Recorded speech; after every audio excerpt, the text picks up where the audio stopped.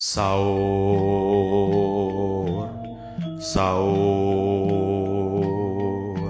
sahur. Binarung swaraning pradangga, ungling gending lancaran kebo giro, paring kinurmatan dumateng adicara sahur sesarengan.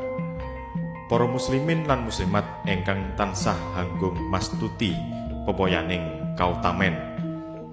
Sumangga enggal dahar sahur sesarengan minangka hangaya wajib siam ing wulan suci Ramadan. Dadosaken kawuningan samnika wancinipun tabuh sahur sesarengan. Sumangga enggal tumuju wonten ing sasana boga saperlu dahar sahur sesarengan kaliyan para keluarga.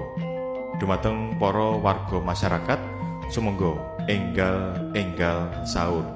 Sahur, sahur, sahur.